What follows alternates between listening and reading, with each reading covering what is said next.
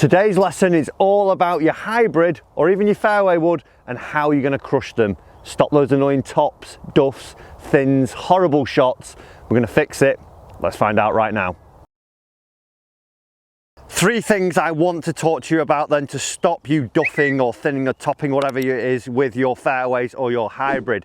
Number one is ball position, because if we are in that camp where we are fatting or thinning and topping, you're probably going to fall into one side or the other of the spectrum with your ball position. Because if I'm catching the ground before the golf ball, firstly, makes sense that if I've now got my middle of my body on this cane here and I'm bottoming out early where the club is actually meeting the ground before the golf ball, if I just nudge my ball back to where I'm actually starting to get my divot, well then surely I get the right strike, so problem solved. Unfortunately, that isn't the case, because the reason why we're getting this bottom of the arc before the golf ball and then going up over the golf ball potentially is all to do with weight transfer, and it can be to do with bad ball position. If we've got the ball in the wrong spot, our body has to try and organize itself to try and get the club to bottom out at the right point. Vice versa, if you're someone who's starting to top it a lot and thin it a lot, if you're catching it but it's really going out quite low, squirty, and not getting the nice high flight we're expecting, what you might do is actually, well, I'll put it more where I play my driver, because I know that when I've got my driver, yes, it's off a T-peg, but when I sweep my driver up, my ball gets nice and high into the air and it looks great. So when I'm hitting that low thinny one now, I've solved it. Again, fortunately, that isn't right. What we need to be doing is make sure we get the correct ball position, so then I can make the correct moves in the golf swing to get the correct strike. So when we take our address with our fairway woods or our hybrids, if I've got my middle of my body on the cane here now, I don't want the golf ball slap bang in the middle. I do not want the golf ball back behind the cane here towards my trail foot, and I do not want the ball played like I would do with a driver and having it too far forwards. What I want to be doing is taking a good setup, and then from there I would have my ball about an inch in front of my lead heel. So here is where the good spot is. That is not a good spot in the middle. That is not a good spot in the back, and that is not a good spot too far forwards. Like I say, once I've got it here, just find a nice little bit of turf there. I would place the club in, get my good setup. We see that the middle of my body now is on the cane here, and we'll have a little line on the screen for us. It's in front of the line, but behind my lead foot, so about an inch behind it. So then as I would make my golf swing, it's up to me to make the correct movements and get the correct weight transfer to see that I would get the club bottoming out at the right point. If you're getting it bottoming out at the wrong point, don't try and move your ball position to where it is to try and fix it. Get the right ball position to start off with, and then from there we can build on. So let's give this one a little clip away. Good setup, ball an inch behind my lead heel, just in front of the centre, and then from there a good swing and I get it clipped. And I tell you what, that's probably the best rescue I've hit all year.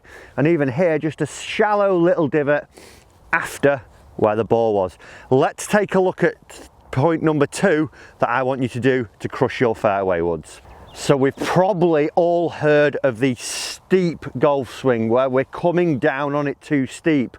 But have we thought about what we do in the takeaway with these clubs? Because I had a lesson with one of my students the other day, and when he was taking the club away, he was already setting himself up for a little bit of a fall, because what was happening with this chap was he had the ball in the right spot, his setup was great, grip was great, but as soon as he took the club away, within about a foot to 2 foot of that club leaving the golf ball, it was already a good 3-4 feet off the ground here, because what he was starting to do was pick it up a little bit too much.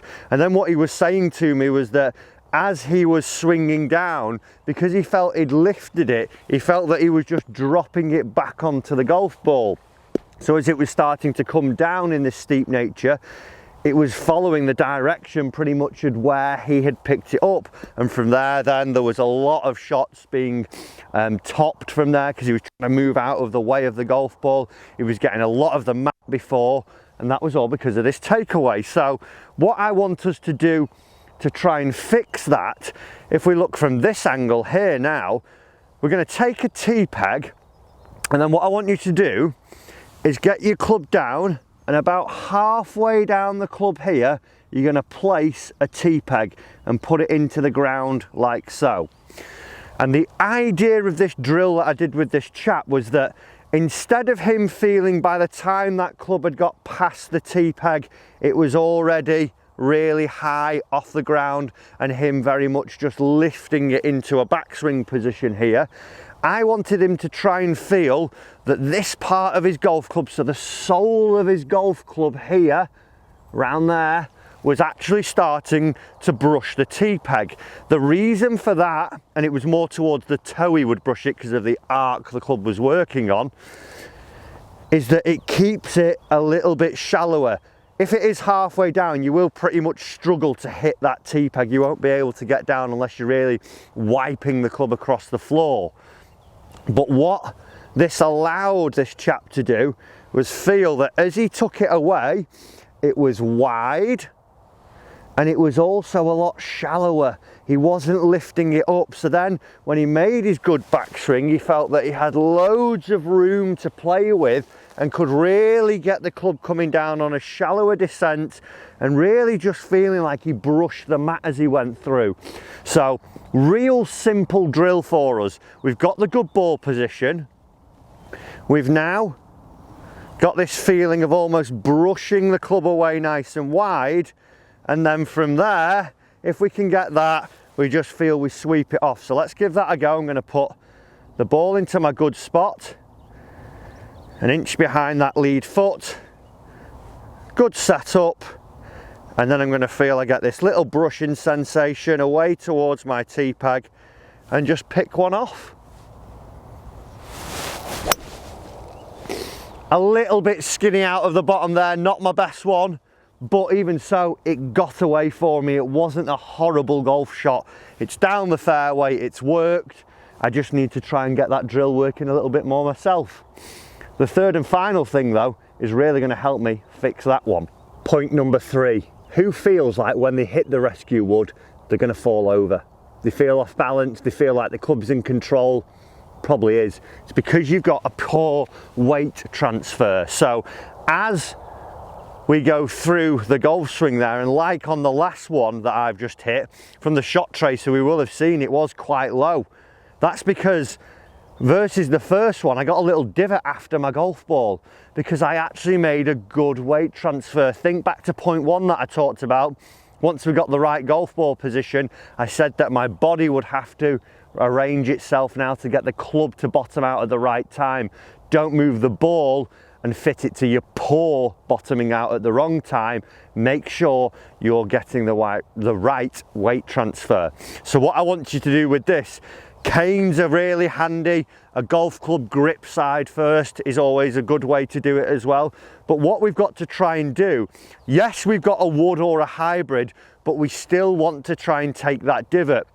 Like I say, from the first shot, I had a little divot, awesome shot. Second one, I hit it too clean, it went a little bit too low. So what we need to try and do, once we've coupled everything together, we get this wide takeaway here, feel that I've got a bit of width.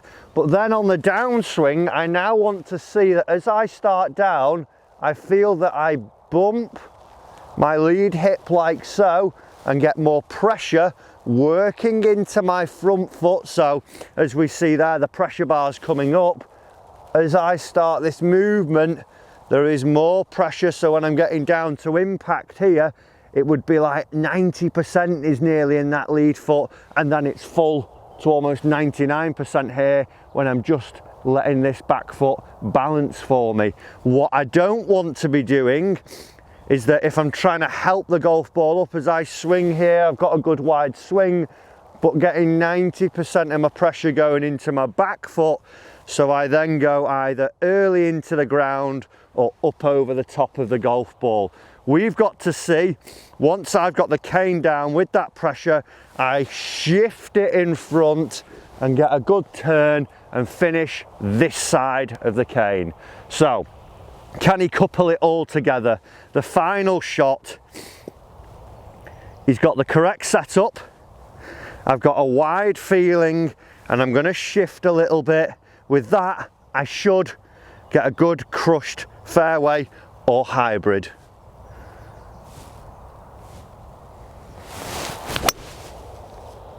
And just a little bit too skinny for me there, so I need to work on taking that divot for myself a little bit more, but it is better. I'm starting to not fat them, thin them, top them, whatever it may be. Go through those 3 points, make sure you've got the correct ball position, make sure we're wide, get a bit of a transfer. If you can do those things, we're going to see that the fairways and hybrids become a club that you start to fall in love with. Guys, I hope you've enjoyed this lesson this week. Do, as always, hit that subscribe button for me down below. I want you to get better at the game. You're going to do that by getting your free lessons here every week with me on the channel. Thanks for watching. See you in your next lesson.